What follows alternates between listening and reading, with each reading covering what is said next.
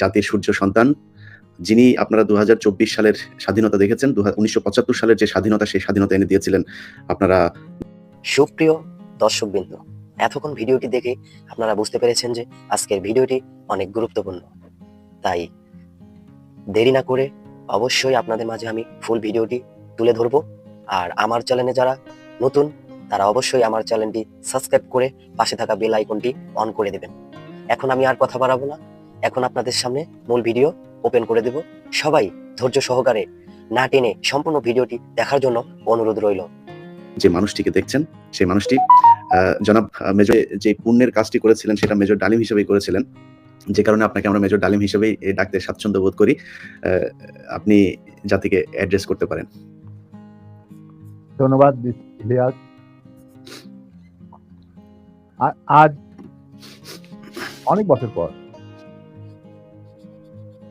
দেশবাসীকে আমার তরফ থেকে, বিশেষ করে নতুন প্রজন্মের ছাত্র জনতা যারা ফ্যাসিবাদ বিরোধী আন্দোলনে আংশিক বিজয় অর্জন জানাচ্ছি। তবে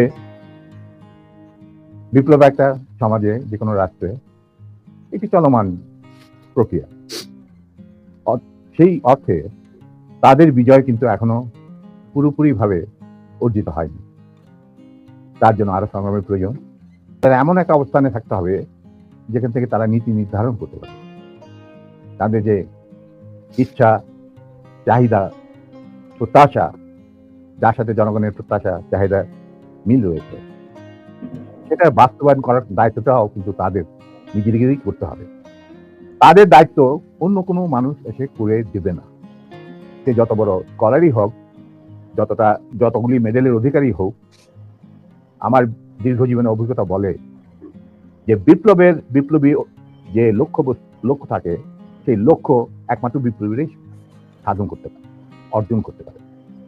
সেই জন্য তোমাদেরকে এখনই ঘুমিয়ে পড়ার সময়, ঘুমিয়ে পড়লে চলবে না, সজাগ থাকতে হবে। আগামী দিনে যত কঠিন সংগ্রামী হোক, সেই সংগ্রামে আল্লাহর উপর ভরসা করে তোমাদের যুদ্ধে ময়দানে পাথরের মতো, ইস্পাতের মতো লৌহ কঠিন প্রত্যয় নিয়ে দাঁড়াতে হবে যে আমরা এই সংগ্রামে জিতবই, বিপ্লবকে সফল করব এবং জনগণ এবং তোমাদের যে আশা আকাঙ্ক্ষা, একটা সুখী সমৃদ্ধ বাংলাদেশ গড়ে তোলা। এই ভারতীয় সম্প্রসারণবাদী হিন্দুত্ববাদী ভারত, যার কবজায় আমরা প্রায় চলে গিয়েছি, সেই অবস্থান থেকে সেই ৭১ মতো আরেকটি স্বাধীনতা আমাদের অর্জন করতে হবে। তা না হলে তোমাদের বিপ্লব ব্যর্থতাই পর্যবেসিত। আমি এর বেশি কিছু আর বলতে চাই না স্যার। সরাসরি মানুষ এই ৫০ বছর যে প্রশ্নটা আপনাকে করার জন্য অপেক্ষায় আছে, আমি মনে করি ৭৫ কেন হয়েছিল স্যার? ইলিয়াস, ৭৫ তোমার কি বয়স ছিল আমি জানি না, তবে আমার জন্ম হয়নি স্যার। হ্যাঁ, তবে ৭৫ যে মুজিব ৭০-এর ইলেকশনের সময়, ৭২-এর আগে, মানে ৭১-এর মুক্তি সংগ্রাম শুরু হওয়ার আগে ছিল, তার চরিত্র ছিল এক ভিন্ন প্রকৃতি।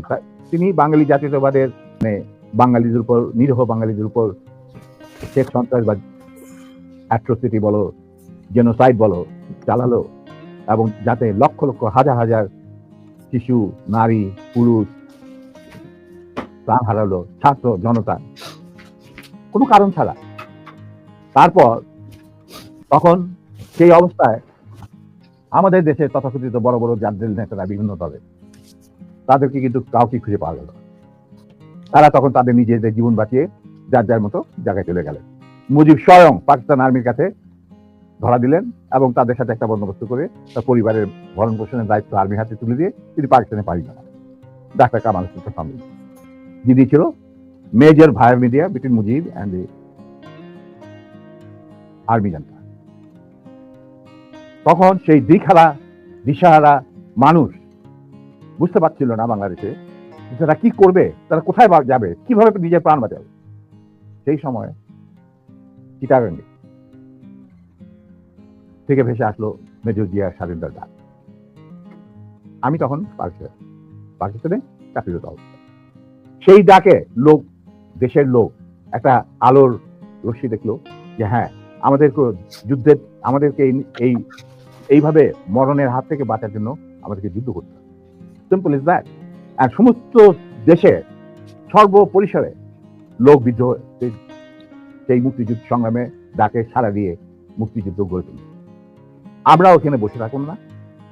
পাকিস্তানের আর্মি জান্তাদের নির্যাতন, নিষ্পেষণ, বৈষম্যমূলক আচরণের বিরুদ্ধে জানা ছিল,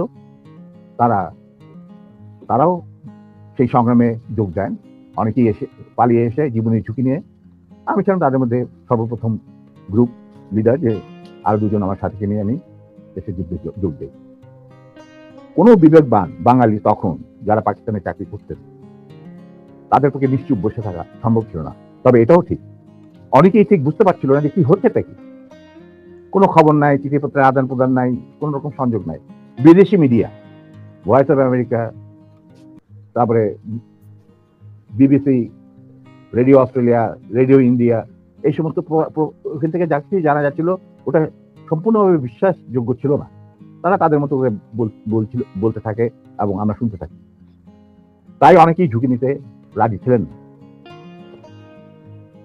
আর একটা সমস্যা ছিল, অনেকেই পরিবার সহকারে থাকতেন প্রস্তুত হচ্ছে, কারণ বউ বাচ্চা নিয়ে তো আর পালিয়ে যাওয়া সম্ভব না সবার পক্ষে। কিন্তু আমি ছিলাম তখন ব্যাচেলার। আমার সাথে যে দুজন সাহসী সহযোদ্ধা চলে আসে আমার ডাকে, তারা ছিলেন কর্নেল নূর চৌধুরী, তখন অবশ্য লেফটেন্যান্ট নূর চৌধুরী আর লেফটেন্যান্ট মতিউর রহমান, পরে দুজনই কর্নেল, এবং রাষ্ট্রপতি একজন, মানে নূর রাষ্ট্রপতি। আমরা চলে আসি, এসে মুক্তিযুদ্ধে জয়েন করি।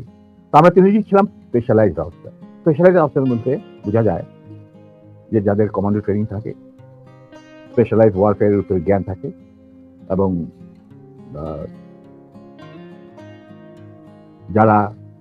যাদের ইন্টেলিজেন্স অপারেশন কিভাবে বিশ্বজুড়ে চলে সেই সম্পর্কে জ্ঞানে তারা অভিজ্ঞতা সঞ্চয় করেন বিভিন্ন কোর্সের মাধ্যমে। তা আমরা ছিলাম তিনজনই সেই ধরনের অফিসার। তাই আমরা জীবনের ঝুঁকি নিয়ে আল্লাহর নাম নিয়ে বেরিয়ে পড়ি এবং অতি সহজেই দিল্লি পর্যন্ত পৌঁছে যায়। এবং সেখানে আমাদেরকে রিসিভ করা হয় সাউথ ব্লকে, মানে প্রাইম মিনিস্টারের অফিসে শ্রীমতী ইন্দিরা গান্ধী, র প্রধান founding father general Uban Singh, DP Dhar, মুখ্য সচিব প্রাইম মিনিস্টারের and incharge of Bangladesh affair, এনারা আমাদেরকে রিসিভ করে। তারপর অনেক আলাপ আলোচনা,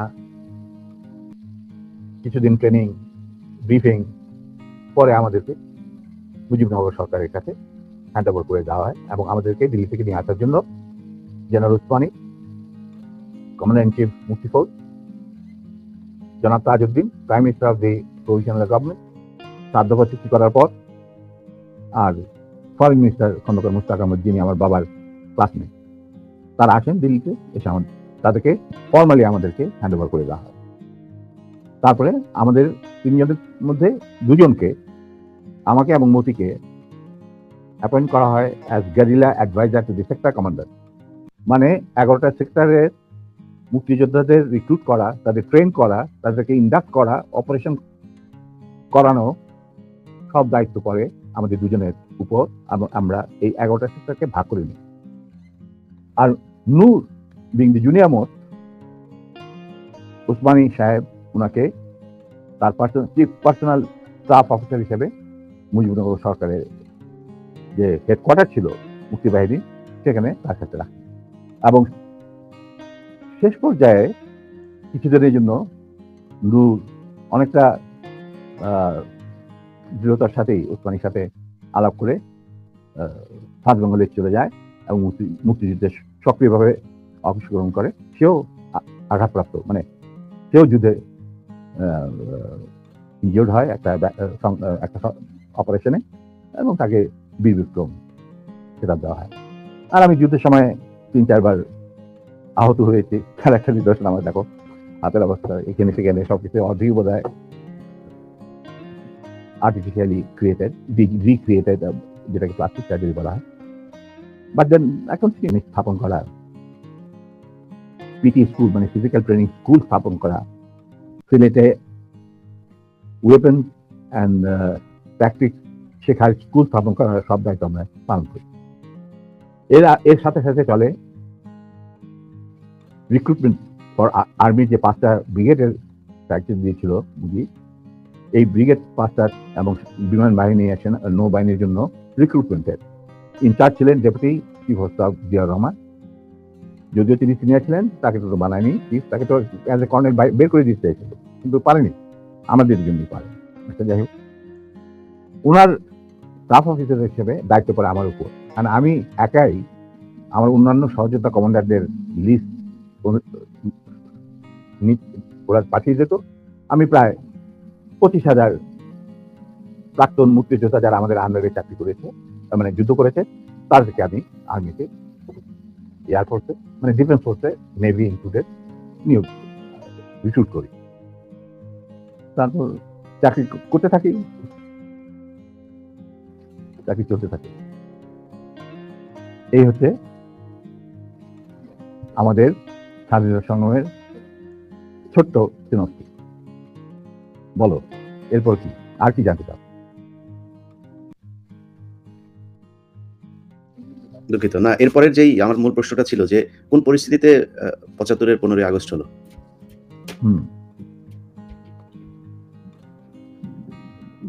খুবই স্পর্শকাতর প্রশ্ন Ilias.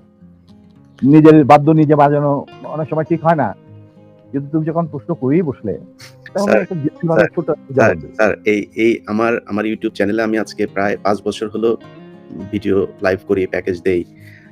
So far I remember আমার সবচেয়ে বেশি একসাথে ভিউয়ার ছিল সম্ভবত 20 বা 25,000 যে টাইমে ওয়াচিং আওয়ার ভিডিওস। এটা তো তোমার, the credit goes to you. No, credit goes to you, man. It goes to you. Well, মানে যাকে হয় আল্লাহর ইচ্ছায় হয়। আমি একজন আমি এই জন্যই বললাম যে আপনার নিজের ঢোল আপনি যেটা মানে বাজানোর কথা বলছেন, আপনি তো বাজান নাই, 50 বছর চুপ ছিলেন। যেই স্বাধীনতা আপনারা এনে দিয়ে গিয়েছেন, সেই স্বাধীনতা না আসলে তো আজকের শেখ হাসিনা যে অবস্থায় দেশকে নিয়ে গিয়েছিল, সেই 75-এর পরে আরো 2-1 বছর লাগতো শেখ মুজিবের সেখানে নিয়ে যেতে। তো আমাদেরকে এই যে উদ্ধার করে দিয়ে গিয়েছেন, এই কৃতজ্ঞতা বোধটা বাঙালি জাতির নেই, যে কারণে আজকে মেজর শরীফুল হক ডালিম বাংলাদেশের মাটিতে নেই।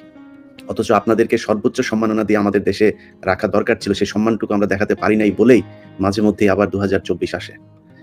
তো আপনি ওইটা নিয়ে আমার মনে হয় দেরি তো অবশ্যই হয়েছে, কিন্তু আমাদের জানা উচিত, এই জাতি প্রতিটা মানুষ জানতে চায় কি হয়েছিল 75-এর 15ই আগস্ট।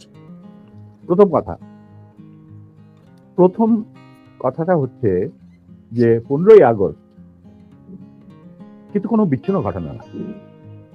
এটা সূত্রপাত হয় মুক্তিযুদ্ধ চলাকালীন অবস্থায়। আমরা বুঝতে পেরেছিলাম যে বাংলাদেশের মুক্তিযুদ্ধটা অ্যাকচুয়ালি কাদের ইন্টারেস্টে হচ্ছে। দেখে আমাদের ইন্টারেস্টে হচ্ছে যে আমরা আমাদের দেশ যুদ্ধ করে স্বাধীন করব, নাকি এটার পেছনে অন্য কোনো উদ্দেশ্যে কাজ করছে। যখন 7 দফাতে চুক্তি করে নজরুল ইসলাম আর তাজউদ্দিনকে পারমিশন দেওয়া হলো to establish provisional government in Calcutta, এই 7টা ক্লজ পড়ে সাইন করার পর, দস্তখত করার পরে নজরুল ইসলাম সাহেব ফিট হয়ে পড়ে গিয়েছিল যে এটা তো একদম একটা দাস খর, যে আমরা ক্রমান্বয়ে ভারতের একটা করদ রাজ্য, তারপরে একটা অঙ্গরাজ্য হিসেবে অঙ্গরাজ্যে পরিণত হবে বাংলাদেশ, তবু বাংলাদেশ। আর ওই joint declaration between Usmani and general Manekshaw joint command establish করার পর কথা ছিল যে general Usmani on behalf of Bangladesh government will invite General Manekshaw to come and be present as an auxiliary force commander, সহায়ক শক্তির commanding chief হিসাবে in the surrender ceremony, but the instrument will be signed by the Mukti Fauj commander in chief who was General Usmani, Colonel Usmani. কিন্তু সেটা হতে দেওয়া হলো না। 16ই ডিসেম্বরে যে সারেন্ডার সেরেমনি হলো রেস কোর্সে, সেখানে পরিষ্কার বাংলাদেশের জনগণ দেখতে পেল যে পাকিস্তান আর্মি সারেন্ডার করছে ভারতীয় সেনাবাহিনীর কাছে, এবং সেখানে সাইন করছেন আরোরা ভারতীয় বাহিনীর পক্ষে, আর ওদিকে নিয়াজি পাকিস্তানি আর্মির পক্ষে। সেখানে মুক্তিযোদ্ধারা কোথায়? আমরা পরে থাকলাম ঝাড়ুদার হিসাবে ইন্ডিয়ান আর্মির রাস্তা পরিষ্কার করে দেওয়ার কাজে বনে বাজারে আমাদেরকে কোনো শহরগঞ্জে ঢোকার পারমিশন দিল না মুজিব সরকার, মানে তাজউদ্দিনের সরকার, আওয়ামী লীগ সরকার। সেই অবস্থায় কি প্রমাণিত, এটা এই ঘটনায় কি প্রমাণিত হলো? ইন্ডিয়া প্রমাণ করলো সারা বিশ্বে যে বাংলাদেশের জনগণ নিজেরা যুদ্ধ করে দেশ স্বাধীন করেনি। বাংলাদেশ নামক একটি রাষ্ট্র প্রিমেচুরলি জন্ম দেওয়া হয়েছে as an outcome of Indo Pakistan war, যেখানে ইন্ডিয়া জিতেছে। এইটা হলো ইতিহাসের শুরু। তারপর মুজিবকে যখন ছাড়া হলো, সে তো কিছুই জানতো না যে দেশ স্বাধীন হয়েছে, কোনো মুক্তিফৌজ বলে কিছু ছিল, হাজার হাজার লোক দেশচ্যুত হয়েছে, প্রাণ হারিয়েছে, কি জানতো। তাকে যখন ছেড়ে দেওয়া হলো, তখন ইন্দিরা গান্ধী তাকে পাকিস্তানে ফোন করে বলল যে, ফোন করলো মুজিব, ফোন করে বললো যে আমি দেশে ফিরে যাচ্ছি।